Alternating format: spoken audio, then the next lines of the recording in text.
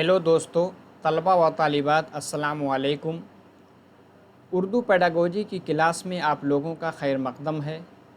उम्मीद है कि सीटेट की तैयारी अच्छे से चल रही होगी। देखिए, आप लोगों के लिए आज बहुत ही इम्पोर्टेंट टॉपिक के बारे में डिस्कस किया जाएगा, जो कि आपको स्क्रीन पे दिख रहा है। एक है अंदाज़े क़द्र और तअय्युन क़द्र। इंग्लिश में आपने सुना होगा, एक होता है असेसमेंट और एक होता है इवैल्यूएशन। ठीक है, असेसमेंट जिसको आप कहते हैं आकलन करना, इवैल्यूएशन जिसको आप हिंदी में कहते हैं मूल्यांकन करना। असेसमेंट जिसको आप अंदाज़े क़द्र कहते हैं, और इवैल्यूएशन यानी तअय्युन क़द्र, और कभी कभी लिख के आएगा क़द्र पैमाई। ठीक है, इसकी कितनी किस्में हैं, इसमें क्या क्या चीज़ें आती हैं, सब के बारे में हम लोग डिटेल से देखेंगे। और इस यूनिट से हर साल आपके सीटेट में क्वेश्चन आते ही आते हैं, क्योंकि बहुत ही इम्पोर्टेंट यूनिट मानी जाती है इवैल्यूएशन की। ठीक है, चलिए आगे चलते हैं बिला ताख़ीर। देखिए, ये जो स्लाइड दिख रही है निज़ाम एकेडमी 22 टेलीग्राम चैनल की है। नीचे डिस्क्रिप्शन बॉक्स में लिंक है, उस पर क्लिक करके आप जुड़ जाइए। इसी के साथ अभी तक लाइक नहीं किया तो लाइक कर दें, कमेंट करें, दोस्तों को शेयर कर दें जिन्होंने उर्दू सब्जेक्ट ले रखा है सीटेट में, वो भी फ़ायदा उठा सकें। आपका ग्रुप बना होगा, चाहे आप बीएड के हों या डीएलएड के, कॉमन ग्रुप में आप भेजेंगे, लोग इससे फ़ायदा उठाएंगे। इसी के साथ चैनल को सब्सक्राइब नहीं किया तो सब्सक्राइब कर लें, ताकि जैसे वीडियो अपलोड करें उसका नोटिफिकेशन आपको मिल सकेगा। चलिए हम टॉपिक की जानिब चलते हैं। सबसे पहले हम इवैल्यूएशन के बारे में हमने बताया कि इसके लिए दो टर्म यूज़ किए जाते हैं उर्दू में। एक होता है तअय्युन क़द्र, तअय्युन क़द्र, एक क्या है क़द्र पैमाई। दोनों आपके इम्तिहान में आ सकते हैं। ठीक है, दोनों याद रखिएगा। कभी कभी इवैल्यूएशन की जगह अंदाज़े क़द्र भी लिख के आ सकता है। ठीक है, अंदाज़े क़द्र जो कि असेसमेंट के लिए अक्सर यूज़ किया जाता है। इवैल्यूएशन के टर्म को आपने पहले भी सुना होगा। पहले यानी आप देखेंगे 2010 से पहले, ये आरटी एक्ट आने से पहले इवैल्यूएशन का जो अंदाज़ था, आपने अगर आप यूपी बोर्ड से हों या किसी और अदर बोर्ड से हों, आपने देखा होगा कि साल के एंड में 100 नंबर का पेपर आता था, 3 घंटे में करना होता था। उसको पास करके आपके अगर 5 सब्जेक्ट हैं, 5 सब्जेक्ट में आप जो है एक एक पेपर दे करके आप अगली क्लास में पहुंच जाते थे। ठीक है, ये तरीक़ा था जिसके लिए एक टर्म यूज़ होती थी इवैल्यूएशन की। ठीक है, आपने सालाना इम्तिहान दिया, 3 घंटे का पेपर किया, उसके बाद आपका इवैल्यूएशन हो गया, आप पास हो गए, आपको अगले जमात में, अगले दर्जे में प्रमोट कर दिया गया। ठीक है, ये तरीक़ा पहले का था। ठीक है, उसके बाद जब एनसीएफ 2005 को नाफिज किया गया, इसी के साथ आरटी एक्ट आया, तो इसमें बहस छिड़ी कि ये जो बच्चों का असेसमेंट किया जाता है, यानी उनका जो अंदाज़े क़द्र किया जाता साल के आखिर में, ये हो सकता है बच्चा कुछ जवाब को रट ले और रट करके उसका जवाब दे दे, और जो भी क्वेश्चन पूछा जाए और टकरा जाए उसको पहले से नोट बना करके लिख दे, और अच्छे नंबर 90 नंबर तक आ जाए, 99 नंबर आ जाए और अगली जमात में चला जाए। लेकिन उस सब्जेक्ट की गहराई क्या है, ओवरऑल उसका डेवलपमेंट हुआ है कि नहीं, सारी चीज़ों का अगर अंदाज़ा सही से नहीं हो पाता था। तो इवैल्यूएशन जो है, इवैल्यूएशन में दो चीज़ें दाखिल हैं। इवैल्यूएशन में एक आपका मीज़रमेंट, एक क्या है मीज़रमेंट। आप ये समझ लिए कि इवैल्यूएशन में दो टर्म है, एक मीज़रमेंट, एक मीज़रमेंट, और इवैल्यूएशन ही में एक आएगा आपका असेसमेंट।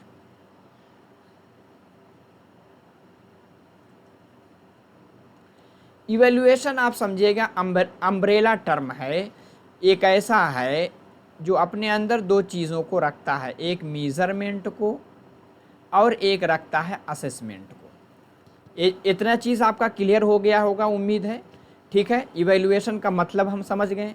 इवैल्यूएशन की तरह से पहले आपका होता था, साल के आखिर में हुआ, उसको देख करके आपको प्रमोट कर दिया गया। अब इसमें कितने आते हैं? दो, एक मीज़रमेंट, एक असेसमेंट। अब हम समझेंगे मीज़रमेंट का मतलब क्या है। मीज़रमेंट का मतलब ये होता है, जैसे एक कायदा बना दिया गया था। मीज़रमेंट का मतलब ये था, जैसे आप ऐसे समझ लीजिए, मीज़रमेंट को उर्दू में क्या कहेंगे? पैमाइश।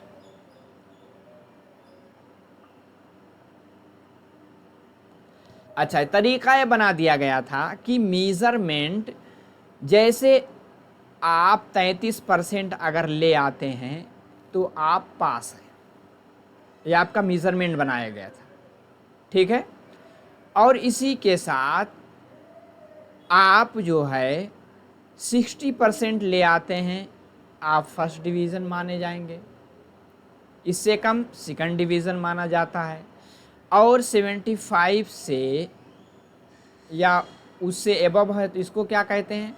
इसको कहते हैं डिस्टिंक्शन, यानी आपने इम्तियाज़ी दर्जा हासिल किया, इम्तियाज़ी नंबर हासिल किया। इस तरह से ये क्या आपका मीज़रमेंट है, ये क्या है? ये मीज़रमेंट है जिसको आप नाप सकते हैं, ठीक है। पहले इस तरह का आपका इवैल्यूएशन किया जाता है मीज़रमेंट के ज़रिए, ठीक है। लेकिन अब तरीक़ा बदल चुका है। तरीक़े में क्या आ गया? एक आपका आ गया असेसमेंट। असेसमेंट का मतलब हो गया कि बच्चे की हर एक एक्टिविटी का पूरे साल में असेस किया जाता है। असेस का मतलब होता है अंदाज़ा किया जाता है, अंदाज़े क़द्र किया जाता है। क्या किया जाता है? अंदाज़े क़द्र।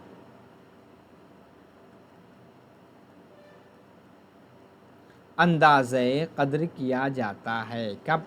पूरे साल में। अंदाज़े क़द्र किस तरह से किया जाता है?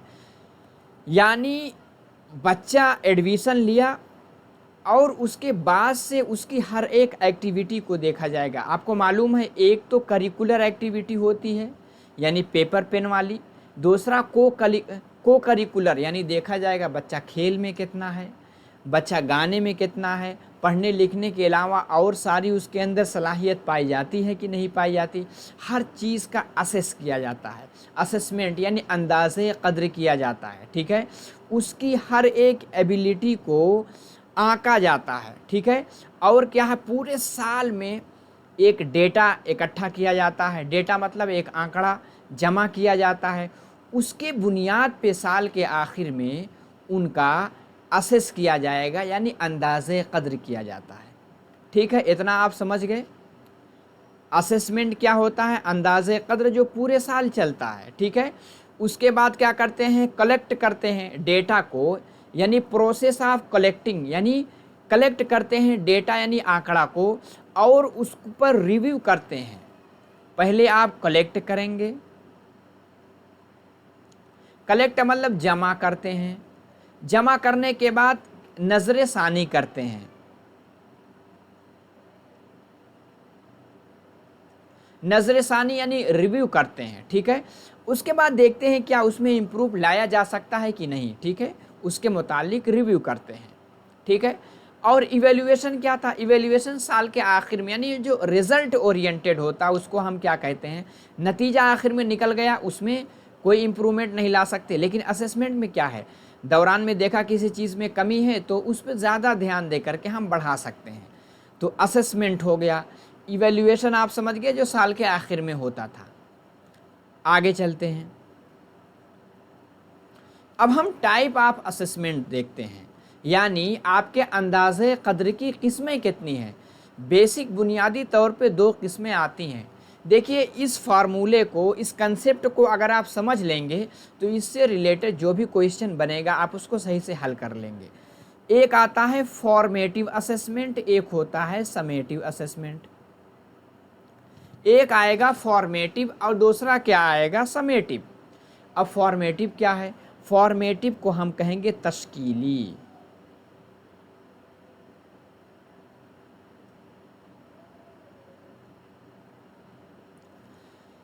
तश्कीली।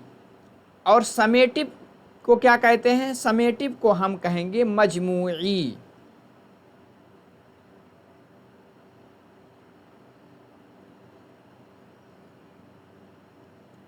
मजमूई तअय्युन क़द्र भी कह सकते हैं। समेटिव यानी मजमूई, समझ गए आप? तो तश्कीली अंदाज़े क़द्र, मजमूई अंदाज़े क़द्र, ठीक है। असेसमेंट को अंदाज़े क़द्र कहते हैं, पहले बताया जा चुका है। इसमें क्या होता है, इसमें आगे हम समझते हैं। फॉर्मेटिव असेसमेंट आपने देखा होगा क्लास में, आजकल सिस्टम क्या है, अब सिस्टम बदल चुका है।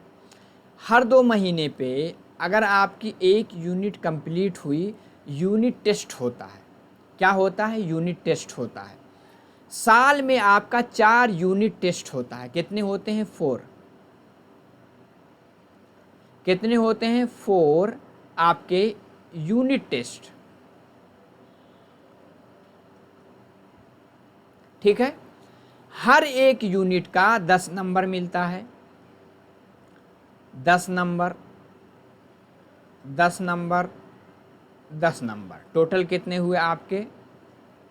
40 नंबर। 40 नंबर का आपका फॉर्मेटिव असेसमेंट होता है, ठीक है। 40 क्या होता है? आपका फॉर्मेटिव असेसमेंट होता है, जो साल में चलता रहता है। असेसमेंट हो गया, अब साल का एंड होने वाला है। उसके बाद आपका समेटिव असेसमेंट जो मजमूई तौर पे होता है, जिसको आप कहते हैं मजमूई। मजमूई वाला कितना होगा? 60 नंबर का। आजकल आप देखेंगे सेमेस्टर सिस्टम है, उसमें भी यही रहता है। इंटरनल असेसमेंट जो होता है वो क्या होता है? वो आपका फॉर्मेटिव है। इसी तरह पूछ सकते हैं कि आपको जो इंटरनल असेसमेंट होता है, या पहले जो आपसे असाइनमेंट यानी तफवीज़ के तौर पे लिया जाता है, वो किस असेसमेंट में आएगा, ठीक है। या बच्चों से जो यूनिट टेस्ट होता है वो किस असेसमेंट में आएगा? आप क्या कहेंगे? फॉर्मेटिव यानी तश्कीली में। समेटिव या 60 नंबर का होता है, ठीक है। अब 60 और प्लस 40 मिलाकर कितना हुए? 100। 100 नंबर के आखिर में आपको 100 नंबर दिया जाता है। 40 क्या है? इंटरनल का, और 40 और जो है 60 क्या हुआ? आखिर में जो आपने एग्ज़ाम दिया।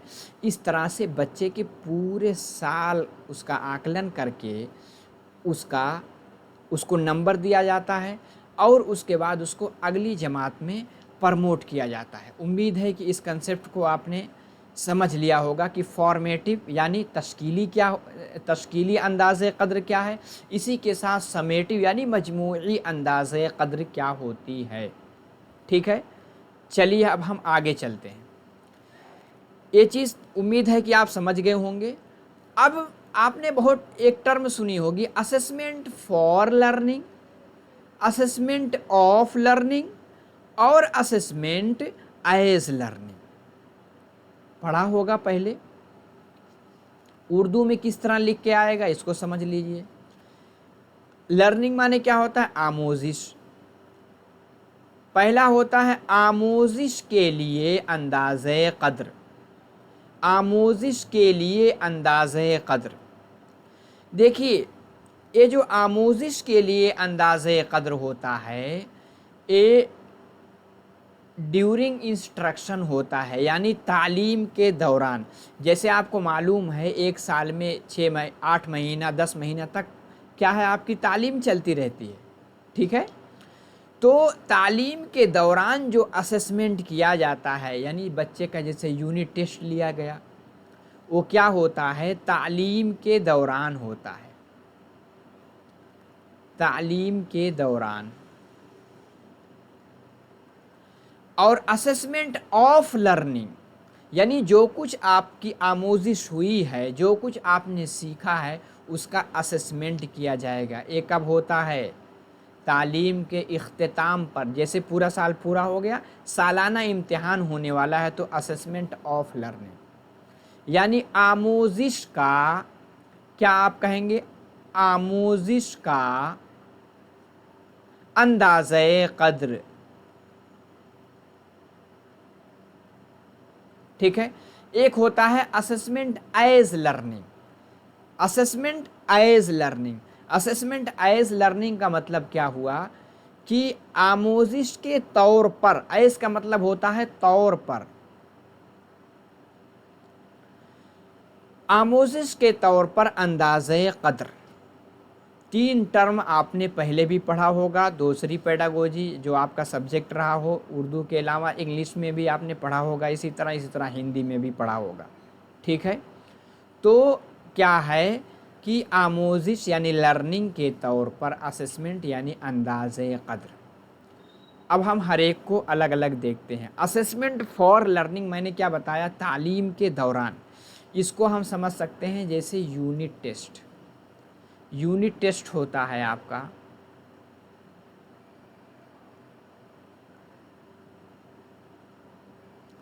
यूनिट टेस्ट का मतलब क्या हुआ, यूनिट टेस्ट का मतलब क्या, अभी आपकी तालीम चल रही, 1 यूनिट पूरा हुआ, 1 महीने बाद, 2 महीना बाद उसका एग्ज़ाम हो गया। ये क्या है, असेसमेंट फॉर लर्निंग। इसमें इम्कानात क्या रहती है कि आपने एक मरतबा पढ़ाया 1 यूनिट, उसका एग्ज़ाम लिया, अब बच्चे ने जो उसका आंसर लिखा उसके बेस पर आपको एक फीडबैक मिला। क्या मिला, फीडबैक।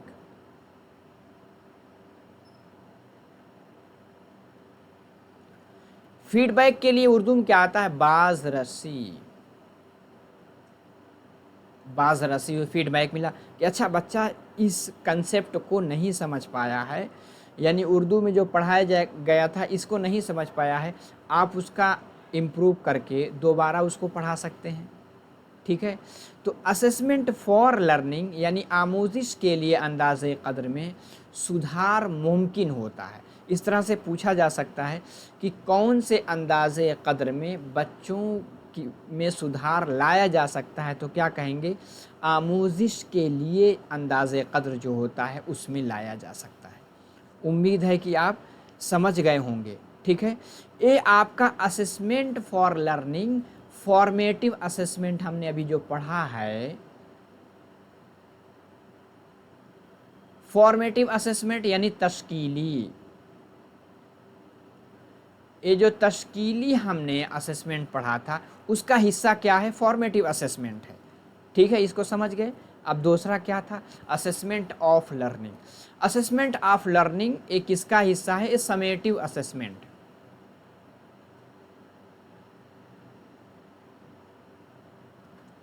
समेटिव असेसमेंट आपने पढ़ा ही है। समेटिव का मतलब क्या होता है, जो मजमूई तौर पे, यानी जो साल के एंड में बताया जाएगा समेटिव असेसमेंट कितने का होता है, 60 नंबर का, और फॉर्मेटिव कितने का था, 40 नंबर का, जो आपका यूनिट के तौर पे होता है, पूरे साल में 4 मरतबा होता है। तो समेटिव असेसमेंट का हिस्सा क्या है, फॉर्मेटिव यानी असेसमेंट ऑफ लर्निंग, जो तालीम मुकम्मल यानी आपका सिलेबस, आपका निसाब मुकम्मल हो गया, उसके बाद जो एग्ज़ाम होता है उसको असेसमेंट ऑफ लर्निंग यानी आमोजिश के लिए अंदाज़े क़द्र कहते हैं। उम्मीद है कि इस कंसेप्ट को आपने समझ लिया होगा। आगे चलते हैं। असेसमेंट एज लर्निंग यानी आमोजिश के तौर पर अंदाज़े क़द्र। इस ये जो है, ये आदमी जब सेल्फ असेसमेंट करता, जैसे कैसे, आप क्लास लेने गए, क्लास लेने के बाद आपने मोबाइल निकाला, उसमें आप वॉइस रिकॉर्डिंग आपने लगा करके टेबल पर रख दिया, बच्चे को आपने पढ़ाया आधा घंटे तक, आधा घंटे पढ़ा करके आपने उसको बंद किया, फिर आप घर आ करके उसको सुन रहे हैं अपनी टीचिंग को। ठीक है, तो आपको लगेगा कि यार यहाँ इसको मैंने इस तरह बताया, हम इस तरह बता सकते थे। तो यानी जो सेल्फ असेसमेंट होता है, जो बज़ाते खुद यानी बज़ाते खुद अंदाज़े क़द्र, बज़ाते खुद अंदाज़े क़द्र किस में होता है, यानी लर्निंग के तौर पर अंदाज़े क़द्र में, यानी आदमी खुद करता है। क्या करता है, सेल्फ रिफ्लेक्शन होता है, यानी खुद अक्स उसके ऊपर आता, अच्छा ये चीज़ मेरा गलत था। ठीक है, तो क्या चीज़ हमने सीखा, अगर ऑफ आता यानी आमोजिश के लिए, आमोजिश के लिए का मतलब होता है जिसमें सुधार मुमकिन है। आमोजिश का मतलब जो साल के एंड में, आमोजिश के तौर पर यानी सेल्फ यानी बज़ाते खुद अंदाज़े क़द्र, ठीक है, उम्मीद है कि इसको समझ गए होंगे। हम आगे चलते हैं। हमने जो पढ़ा था यानी असेसमेंट और इवैल्यूएशन में क्या फ़र्क है। असेसमेंट के लिए हमने अंदाज़े क़द्र लिया है। असेसमेंट के लिए क्या लिया था? अंदाज़े क़द्र।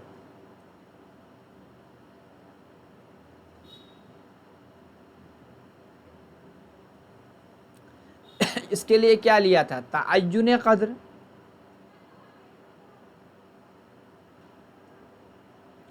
या क़द्र पैमाई।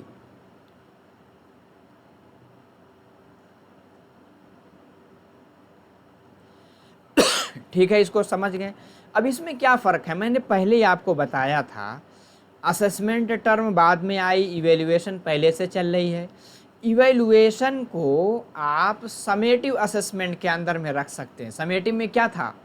60 नंबर का साल के एंड में एग्ज़ाम होता था, उसमें बच्चा पास हो गया, उसके बाद अगली जमात में प्रमोट कर दिया जाता था। और असेसमेंट क्या होता है? जो पूरे साल चलता रहता है, यानी जैसे यूनिट टेस्ट। ये क्या है, दोनों में फ़र्क किस तरह से आकेंगे, इसमें क्या है, फीडबैक मिलता है।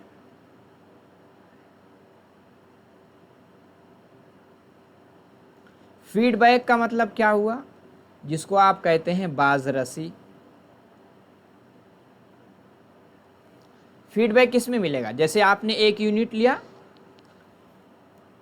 एक यूनिट के बाद आपने एक यूनिट का टेस्ट लिया, आपको फीडबैक मिल गया, अच्छा फला जगह बच्चे इस कंसेप्ट को नहीं समझ पाए, आपने दोबारा पढ़ाया, वो क्या हुआ? असेसमेंट हुआ। इवैल्यूएशन क्या हुआ? ए समेटिव असेसमेंट का पार्ट है। किसका? Summative assessment. जो आपका मजमूई असेसमेंट था, ये क्या है, साल के एंड में होता है। इसमें क्या होता है? ऑब्जेक्टिव, यानी जो आपने मकसद को आपने जो तय किया था, एक पॉइंट बनाया था कि इतना नंबर बच्चा अगर ले आता है, यानी 33% अगर ले आता है या 60% ले आएगा, तो क्या है, उसको अगर उसको ले आता है तो अगली जमात में हम प्रमोट कर देते हैं। ये क्या है? इवैल्यूएशन इसको कहते हैं। इसमें क्या होता है, आपने एक जजमेंट दिया, आपने एक फैसला सुनाया कि 33 लाया तो पास, इससे कम तो फेल। क्या हुआ? ये जजमेंटल होता है, ठीक है। 60 लाया तो फर्स्ट डिवीज़न, ठीक है। तो इवैल्यूएशन, उसमें दोनों में फ़र्क हुआ। इसमें बाज़रसी यानी फीडबैक मिलता है। इसमें आपने जो ऑब्जेक्टिव मुतय्यन किया है उसको हम जांचते हैं, उसका हम नतीजा निकालते हैं। पहला फ़र्क आप समझ गए, आगे और देखते हैं। दूसरा क्या हम देखेंगे, दूसरा इसमें यह है कि असेसमेंट और इवैल्यूएशन में दूसरी चीज़ ये है कि ये जो असेसमेंट आपका होता है, ये डायग्नोस्टिक इन नेचर होता है। डायग्नोस्टिक क्या होता है? यानी जैसे आप कहते नहीं हैं, आप डॉक्टर के यहाँ जाते हैं, सबसे पहले डॉक्टर क्या करता है? डायग्नोस करता है। डायग्नोस मतलब पता लगाता है।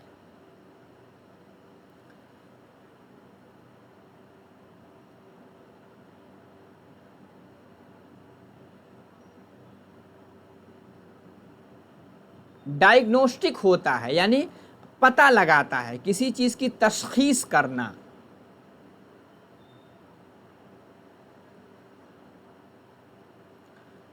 तशखीस करना मतलब जाहिर सी बात है, जब आप यूनिट टेस्ट लेंगे तो क्या करेंगे, बच्चे को पता लगाएंगे कि जो मैंने पढ़ाया एक यूनिट मुकम्मल हुई, कितना इसको समझा। आपने डायग्नोस किया है, आपने पता लगाया। जैसे आप डॉक्टर के यहाँ जाते हैं, आपको बुखार है, तो जाहिर सी बात है वो कहेगा ब्लड टेस्ट लेकर आओ। ये क्या कर रहा है? डायग्नोस कर रहा है, यानी पता लगाने की कोशिश कर रहा है जो बुखार आ रहा है किस वजह से आ रहा है। तो इसीलिए असेसमेंट में क्या होता है कि आपने एक यूनिट पढ़ा करके आपने टेस्ट लिया, क्या किया? डायग्नोस किया। आपने पता लगाने की कोशिश की जो पढ़ाया गया समझ में आया कि नहीं। तो डायग्नोस्टिक इन नेचर यानी फितरत में डायग्नोस्टिक होता है, ठीक है। और ये क्या होता है? ये जजमेंटल इन नेचर होता है। इसमें क्या आपने जजमेंट दिया कि 90% आया, 60% आया तो फर्स्ट डिवीज़न आया, ठीक है, जजमेंटल होता है।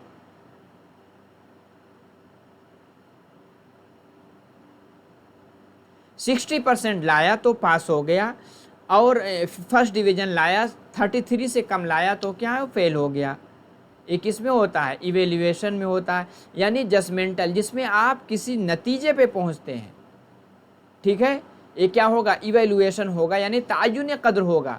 और असेसमेंट यानी जिसमें आप तशख़ीस करते हैं। फिर रिमेडियल यानी मुआलजाती तदरीस देते हैं, ठीक है। उसके बारे में आगे हम लोग समझेंगे। और फ़र्क एक क्या है, तीसरा फ़र्क क्या हम देखते हैं। तीसरा फ़र्क यह है प्रोसेस ओरिएंटेड, जिसमें एक प्रोसेस चलता है। प्रोसेस का मतलब एक अमल चलती है, एक अमल यानी प्रोसेस, जिसको आप हिंदी में क्या कहते हैं, एक आपकी एक प्रक्रिया चलती। कैसे, 1 महीने या 2 महीने में 1 यूनिट मुकम्मल हुई, उसका आपने टेस्ट लिया, फिर दूसरी उसका लिया, तीसरी उसका लिया, चौथी उसके लिए, क्या एक प्रोसेस, एक अमल चल रहा है। किस में होगा, असेसमेंट में होगा। इवैल्यूएशन में क्या होता है, यानी प्रोडक्ट ओरिएंटेड होता है। क्या होता है, प्रोडक्ट।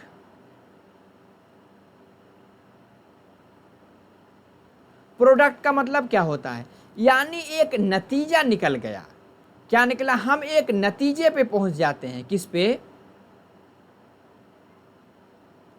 नतीजे पे पहुंच जाते हैं। नतीजा क्या हुआ, 33% लाया पास, उससे कम है तो फेल, यानी कम लाया तो फेल हो गया। और 60 लाया तो फर्स्ट डिवीज़न, फर्स्ट। ये क्या है, आप कर रहे हैं एक प्रोडक्ट, यानी इतना लाया तो पास हुआ, अगले जमात में चला गया। लेकिन ये क्या है, असेसमेंट क्या होता है, यानी अंदाज़े क़द्र, इसमें एक प्रोसेस चलता है।